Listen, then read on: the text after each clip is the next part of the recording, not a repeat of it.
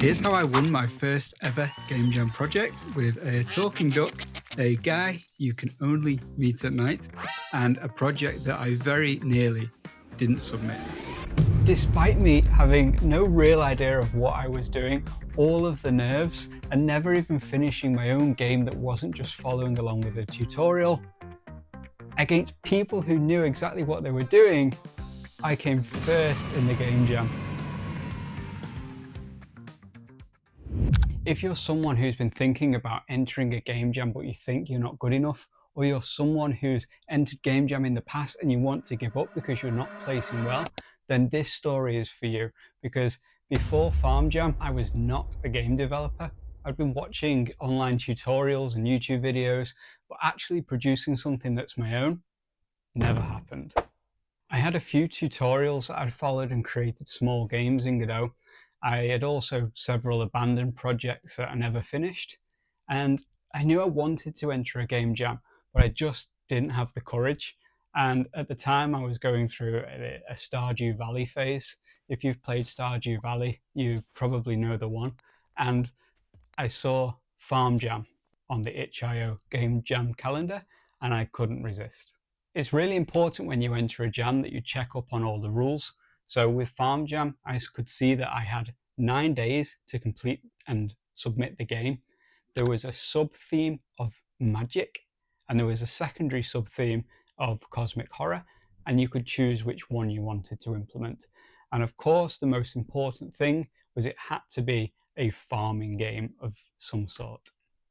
Now, I knew I couldn't recreate Stardew Valley in 9 days, and honestly, I didn't want to. I wanted this to be my own game.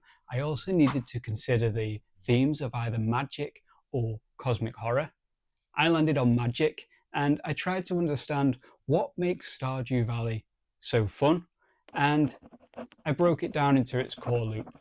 You plant the seed, you water them, you harvest the crop, you sell the seed, and then you buy more seeds. So that's it, we have our gameplay loop, and I made sure I built that first, because without that, the game was nothing, and I knew that was going to be the fun core element. I also wanted to make sure there was a purpose, so I added some extra things in this game. Pretty early on, you find this guy stood next to a broken bridge, and he needs money to fix the bridge. He doesn't just need money though, you also have to gather logs and stone, so that adds more kind of things into the game as almost side quests.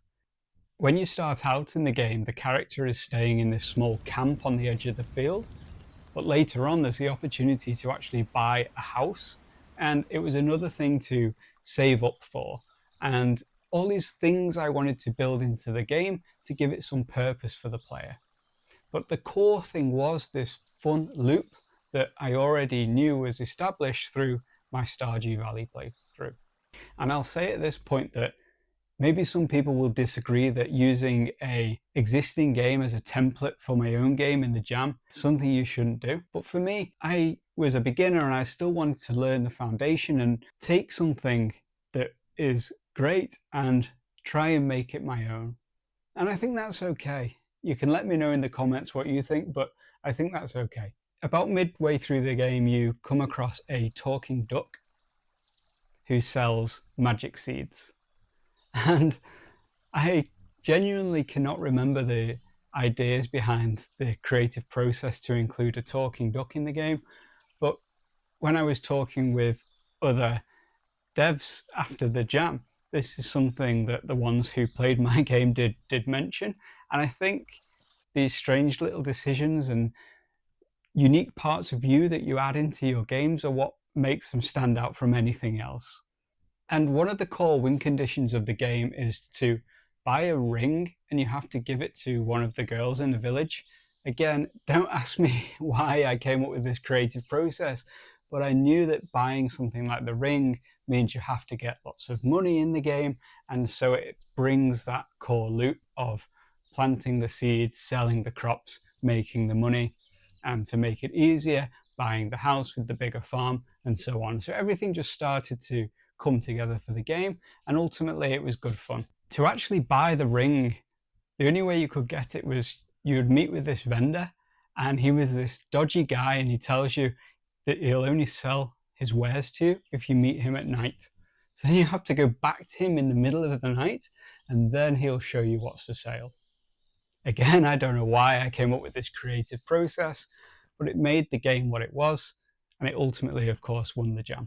So I get to like day 6 or 7 in the jam, and honestly, I'm really starting to doubt myself now. The game is buggy as hell. It's pretty janky, it still is, and I'm thinking to myself that I'm not cut out for this. So I had a choice. I could give up or I could just keep pushing on, and I decided to go for it. I kept polishing the game. I added a tutorial, which I think is the decision that probably won me the game, because in the first 30 seconds or so, you have to dig up a crop, you have to cut down a tree, and somebody explains exactly how to play. And I know there were several other really good games in the jam, but they didn't have this tutorial phase, and it just meant some of the judges were lost on exactly what they needed to do. So I think that's a really important lesson to take away about making sure whoever's playing your game knows how to play it. And if that's by adding a tutorial, then you should add a tutorial in your game too. During the week after the game jam, I was able to play some of the other entries, and some of them were really good as well. So that was an absolute pleasure. And then results day came, and I logged on. I was clicking to see the results, and there it was, first place. I honestly couldn't believe it, and I was so happy, and I was so shocked to have placed so well amongst the other games. It was a real honor. So there are several tips that I think I could share that may be able to help you win your next game jam. The first one is to nail the theme. It's so important that you stick to the theme of the jam. That's what people will be judging you on first and foremost. The next one is to make sure you first finish the core game loop. Without a game loop, then the game probably won't be fun. Before you spend time on anything else, make sure you have a good game loop. The next is the game scope. Keep this small, and if you can, then make it even smaller again. You have limited time in the game jam. There needs to be time at the end for you to fix bugs and fix any problems, so make sure that you keep the scope small. The next one is to use what you know. I'd been in a 40-hour binge of Stardew Valley, so I borrowed many ideas from that game. I don't think that's a problem. Use what you know, especially if you're a beginner, and you should do well. The next is to really polish the first 30 seconds of the game, and also add a tutorial where it's necessary so people can at least understand what they're doing. And because everything's well polished here, they won't immediately back out of your game. The next is to package the game well. For the game to be judged, you need to upload it onto itch.io. People will look at the screenshot, the thumbnail, people will want to read a description, and the game also has to have a relevant title. It feels great to have put something out there into the world, and you can do it too. And if you're already doing it, keep doing it, you're doing great. If you enjoyed the video, please consider subscribing. I'm a very new channel on YouTube, and I'm going to keep uploading new content. I actually did a game jam more recently called the Godot Wild Jam. It's a bigger game jam, but a shorter space of time to submit something. And in that one, I didn't win, but I came second, which again, I was super proud of it. That will be in one of my upcoming videos. So do subscribe, leave a comment, let me know your own game jam experience, and I'll see you on the next one.